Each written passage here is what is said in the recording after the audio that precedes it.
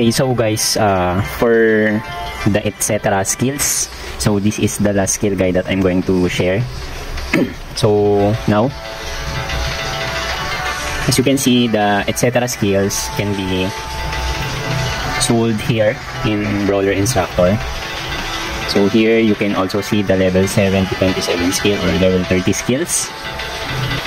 Now, let's see what are the passive and skills that buff skills that you need. Okay, so here, these are for level 117 and this is for level 160. Now, this is for level 67 evasive dance, and this is what you need to get. Okay, then the next is Titan Wheel. Titan Wheel is additional HP when you master it. Now, Fist Mastery.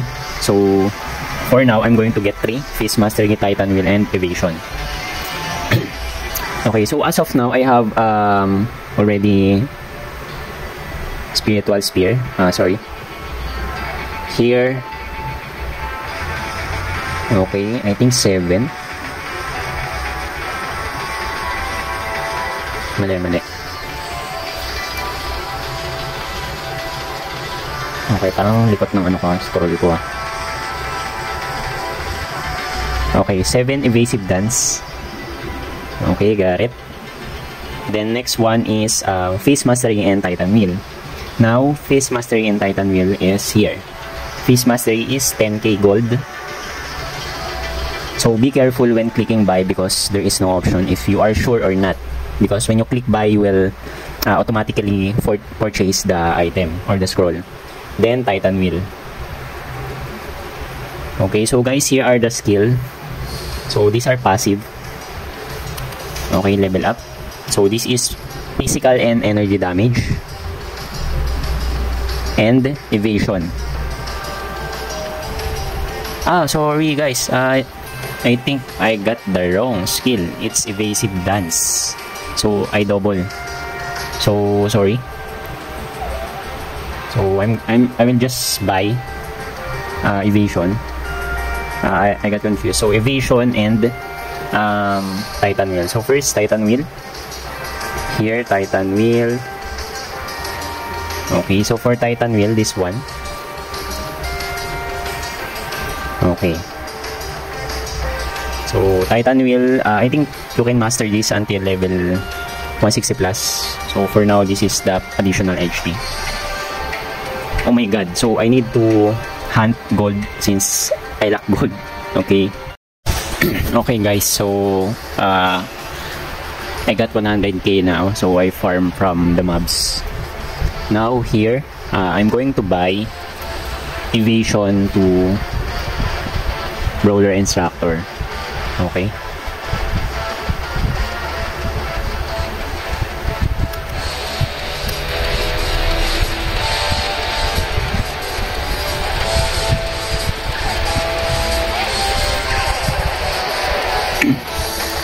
Okay, so guys, as you can see here, evasion is additional evasion.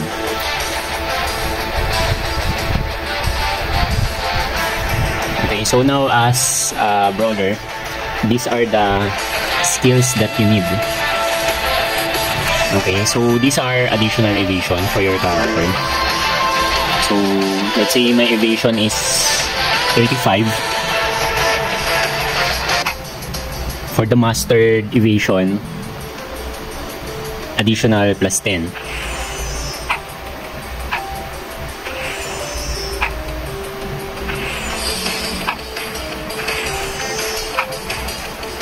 Okay, so I have a lot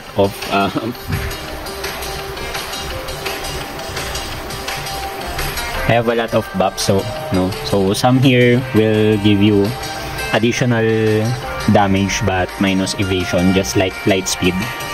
So these are the skills that you need, guys.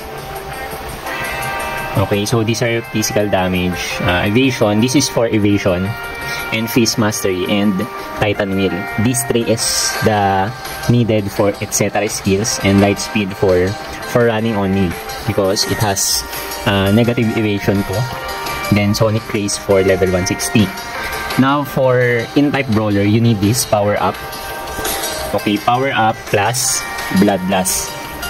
Okay, it's physical damage also. And for dex type is evasive dance. Okay, and weapon mastery. So this is additional damage and additional evasion too. Now for POW type. Okay, it's concentration. But for concentration, this is for accuracy only. So it will give you negative evasion. Okay. So if you want evasion, just use evasion and evasive dance. Okay, so I think that's the buff that you need, guys, for brawler only.